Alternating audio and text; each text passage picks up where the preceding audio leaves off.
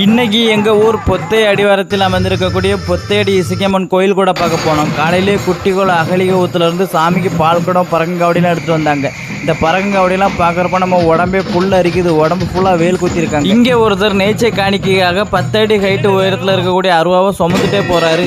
Night நம்ம கோயிலுக்கு கூட பார்க்க போனதும் செண்டை மேளம் தப்ப மேளம்லாம் அடிச்சிட்டு இருந்தாங்க. நைட்டு 12 மணி ஆனதும் சாமிக்கு சாம கூட கொடுக்கறதுக்காண்டி ஃபஸ்ட்டு இசக்கியம்மன் சாமிக்கு பூஜை கொடுத்தாங்க. அப்புறமா சாமிக்கு பலி கொடுக்கறதுக்காண்டி செம்மறி கடை கூட்டிருந்து அதுக்கு மாலை திருநாரெலாம் போட்டு மஞ்சள் தண்ணியெல்லாம் தொளிச்சு அப்புறமா சாமிக்கு அதை பலி கொடுத்தாங்க. அப்புறம் சுடலைமாட சாமிக்கு பூஜை கொடுத்தாங்க. சாமிக்கு பூஜை கொடுத்து முடிச்சதும் சுடலைமாட சாமி வேட்டைக்கு போயிட்டு வந்ததும் சாமி ரத்தம் குடிக்கிறதுக்காண்டி ஃபஸ்ட்டு ஆடு பலி கொடுத்தாங்க. அப்புறமா பன்றி பலி கொடுத்தாங்க. அது என்னன்னு தெரியலங்க. இந்த கோயிலோட ஃபங்க்ஷனை மட்டும் நம்ம விடிய முடிச்சிருந்து பார்த்தாலும் ஒரு சோட்டு தூக்கம் கூட நமக்கு வர மாட்டேங்குது. சாமி ரத்தம் குடிச்சிட்டு ஆடிட்டு இருக்கும்போதே கோயிலுக்குள்ளேயே அம்மன் சாமிக்கு பூப்படவை போட்டாங்க. எங்கள் கோயிலெல்லாம் மத்தியானம் தான் சாமிக்கு பூப்படவை போடுவாங்க. இங்கே நைட்டே சாமிக்கு பூப்படவை வைக்கிறாங்க. என்ன ரீசன் உங்களுக்கு தெரிஞ்சால் சொல்லுங்கள். அப்புறமா அம்மன் சாமி வந்து பூப்படவை சுற்றி ஆடினாங்க. பூப்படவை ஆடி முடிச்சதும் நம்மளும் கோயில் கூட ஃபுல்லாக பார்த்தோம்.